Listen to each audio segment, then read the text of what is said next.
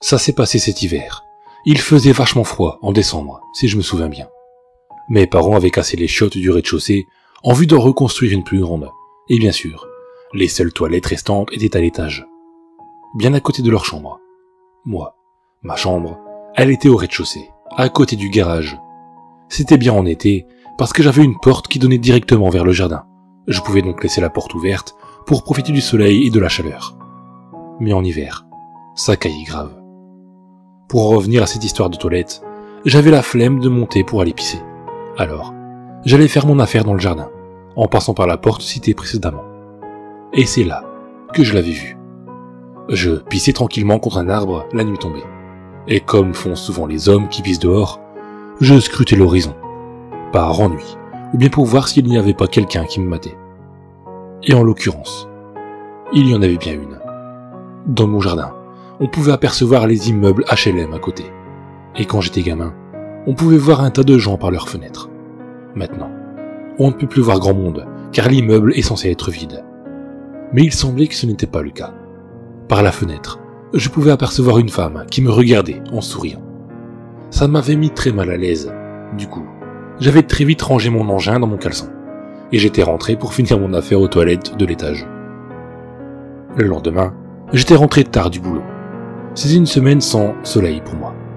Je partais avant son lever, et je rentrais après qu'il se soit couché. Ma flemme n'avait pas changé depuis la veille, alors je suis allé vers mon arbre habituel pour me soulager. J'ai sorti mon attirail, et j'ai commencé à uriner. Je me suis alors souvenu de ma spectatrice d'hier, et j'ai tourné la tête vers les HLM voisins. Et, à ma surprise, elle était encore à la fenêtre avec le même sourire que la veille. Cette fois, je n'ai pas pu tout remballer, car je venais à peine de commencer, et je m'étais retenu depuis un moment. Alors je me suis dit, tant pis, et j'ai continué. Je me suis retenu de lui faire des doigts d'honneur au passage, parce que bon, dans l'histoire, c'est moi le crasseux qui va pisser dehors à la vue de tous. Même si cet immeuble est censé être vide, elle est chez elle, et c'est à moi de ne pas lui déballer mon pénis sous le nez. Après avoir fini mon affaire, je suis parti en lui faisant un signe de la main, comme pour m'excuser. Ça ne s'est pas arrêté là pour autant. Durant la semaine, à chaque fois que je rentrais du boulot, j'allais faire mon petit pipi du soir sur mon arbre, et mon admiratrice était toujours là, avec son sourire. Au bout de quelques jours, j'ai pris ça pour de la drague. Peut-être que ce qu'elle voyait lui plaisait. Je me suis donc décidé à aller lui rendre visite, un soir, après être rentré. Elle était au 3e étage, et selon ce que j'avais déduit, son appartement était celui au fond de la droite. Comme je le pensais, l'immeuble était vide. Finalement, arrivé au 3e étage, j'ai rapidement trouvé son appartement. Je suis allé sonner, un peu anxieux, car je ne savais pas quel accueil elle allait me faire. Après tout, peut-être que son sourire était moqueur, qu'elle était là tous les soirs juste pour se foutre de ma gueule. J'ai sonné plusieurs fois, sans réponse. J'allais partir quand j'ai remarqué que sa porte était entrouverte, et qu'une odeur pestilentielle s'échappait de son appartement. Je suis entré en demandant s'il y avait quelqu'un, et on ne voyait rien. Seul un rayon de lune illuminait un peu le salon, par la fenêtre de celui-ci. C'était la fenêtre par laquelle on apercevait mon jardin. Devant celle-ci se balançait quelque chose. Je n'arrivais pas à l'identifier jusqu'à ce que j'allume la lumière. Je n'ai pas pu m'empêcher de crier quand j'ai finalement découvert ce que c'était. C'était bien une femme que je voyais par sa fenêtre. Mais elle était morte, et se balançait au bout d'une corde. Son visage était déformé par la douleur, ce qui donnait l'impression qu'elle souriait. J'ai tout de suite contacté la police, qui est arrivée très vite sur les lieux. Quelques jours après, j'ai appris que cette femme était la dernière locataire de l'immeuble, et que les propriétaires avaient fait pression sur elle pour la jeter dehors, et qu'ils avaient réussi. Elle n'avait plus de famille, et on lui avait retiré la garde de ses enfants. Elle allait finir à la rue, et ne voulant pas de cette vie, elle avait mis fin à la sienne. Une triste et sordide histoire. Finalement, ma belle inconnue souriante était en fait un cadavre moisissant. Et pour ma part, je n'irai plus jamais pisser dehors. Avez-vous déjà eu une de ces impressions que quelque chose n'était pas normal? Pas dans la journée, non, mais en pleine nuit. Je veux parler de ce soudain sentiment d'effroi sorti de nulle part, qui vous ordonne de vous réveiller. C'est drôle. On dirait presque que le mal nocturne dégage quelque chose que notre cerveau endormi perçoit. J'ai vécu ça récemment. Ça m'a réveillé à 3 heures du matin. Normalement, quand ça arrive, vous restez immobile dans votre lit, en faisant semblant de dormir jusqu'à ce que ça passe. Ou si vous êtes d'une humeur aventureuse, vous vous levez pour inspecter la maison et vous retournez vous coucher quand vous ne trouvez rien sans pousser trop loin. C'est ce que j'aurais dû faire. Je n'aurais pas dû me réveiller. Cette nuit-là, je me suis soudainement redressé. Pendant un long moment, je suis resté là, fixant le noir de ma maison, avant même de réaliser que j'étais réveillé. Puis, la peur est venue.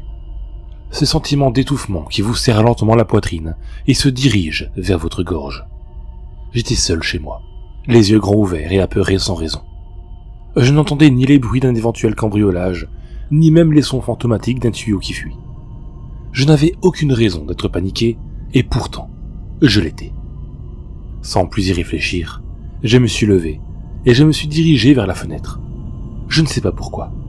J'ai tiré les rideaux juste assez pour jeter un coup d'œil à mon jardin éclairé par la lune. Je n'aurais pas dû me réveiller. Dehors, rôdant autour du jardin, il y avait un clown. Un clown avec la panoplie complète. Des manches bouffantes, un col à volant, un pantalon large et des grandes chaussures souples. Son visage peint en blanc était même surmonté d'un gros nez en caoutchouc rouge. C'était sans doute la dernière chose que je voulais voir à 3 heures du matin. Il dansait dans un silence complet, faisant des pas que seul un fou ou un enfant pouvait comprendre. Ses manières joueuses étaient obsédantes. Je les regardais avec une fascination morbide faire des tours dans le jardin, faisant de mon mieux pour ignorer la boule grossissante dans ma gorge. Il bougeait tout autour, s'arrêtant de temps en temps pour jouer avec mes outils de jardinage ou renifler mes plantes. Il a valsé jusqu'à un jeune chêne que j'avais récemment planté. Puis, il a disparu. J'ai cligné des yeux, ce n'était pas possible. Il a marché jusqu'à l'arbre tout fin, mais il n'est pas réapparu de l'autre côté. J'aurais dû le voir tout le temps vu que l'arbre n'était pas assez large pour le cacher. Mais je ne l'ai pas vu. On aurait dit qu'il avait traversé une porte invisible. Je n'aurais pas dû me réveiller. J'avais espéré que tout ça n'était qu'une espèce de rêve éveillé. Prétendre que rien n'était arrivé était plus facile que la vérité. Le clown est revenu malgré tout, nuit après nuit, et je l'ai regardé danser autour du jardin. Et à la fin de chaque nuit, il disparaissait de la même manière. Cette nuit, je l'ai trouvé en train de creuser un trou au milieu du jardin. Je ne l'avais jamais vu faire quelque chose comme ça avant, et ma première pensée était qu'il creusait ma propre tombe. Le trou s'approfondissait, encore et encore, jusqu'à ce que le bord arrive au niveau de la tête du clown. Une fois sa besogne achevée, il est sorti du trou, puis il est resté immobile pendant un moment, jusqu'à ce que, sans que je m'y attende, il secoue brutalement sa tête. Mon cœur a battu tellement fort que j'ai eu un goût de cuivre dans la bouche. J'étais sur le point de refermer le rideau, quand je l'ai vu se pencher pour cueillir une fleur. Le clown a mis la tige entre ses dents et a planté fermement la pelle dans le sol, s'étirant et admirant son travail comme un fermier fier de son œuvre. Mon cœur battait encore à 100 à l'heure, mais j'étais incroyablement soulagé qu'il ne m'ait pas vu. Comme s'il avait lu dans mon esprit, il s'est retourné et m'a fixé droit dans les yeux. Je n'aurais jamais pensé que je souhaiterais un jour avoir une crise cardiaque pour échapper à ce regard. Il a recraché la fleur et a couru vers moi.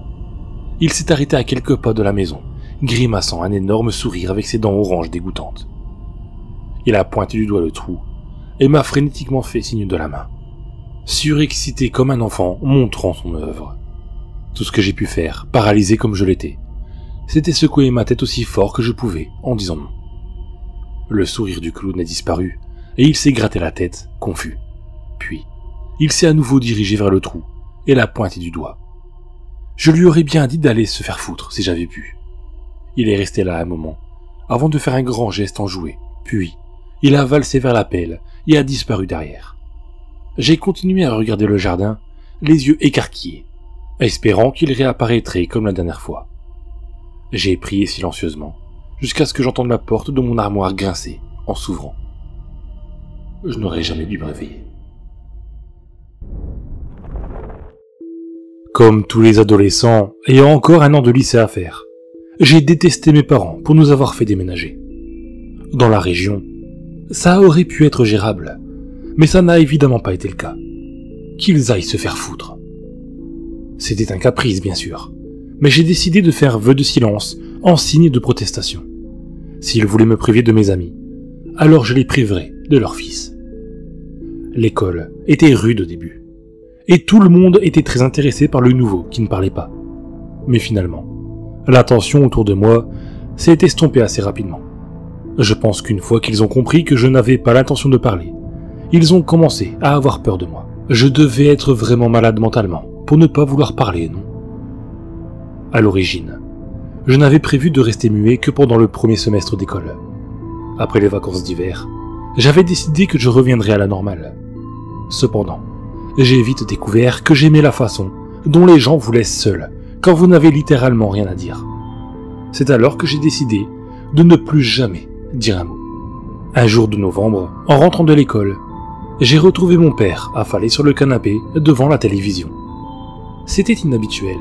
Il n'avait jamais quitté son travail si tôt. En allant dans la cuisine, j'y ai trouvé une bonne douzaine de bouteilles de bière vides sur le comptoir. Regardez-moi qui est rentré à la maison. Je me suis retourné pour trouver mon père, debout dans l'entrée de la cuisine. On pouvait clairement voir de la rage dans ses yeux. Il a lentement commencé à avancer vers moi. Devine qui a été viré aujourd'hui. Je l'ai pointé du doigt.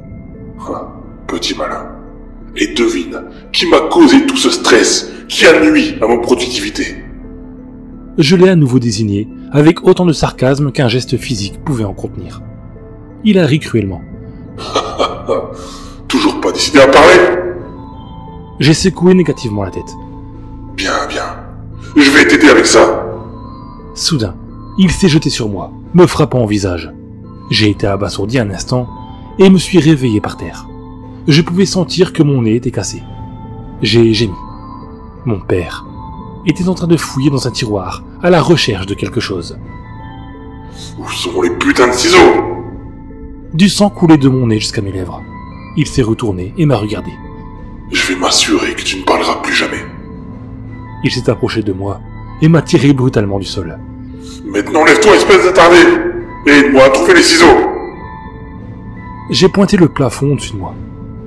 Quoi? Ils sont en haut dans ta chambre? J'ai hoché la tête. Pourquoi? Pour te couper les poils de bite? A-t-il demandé avec méchanceté. J'ai secoué la tête et j'ai souri. Il a alors commencé à comprendre. Ses yeux se sont écarquillés. Tu n'es pas si fou, hein? Lentement, j'ai ouvert la bouche, découvrant le petit bout de chair qui fut autrefois ma langue.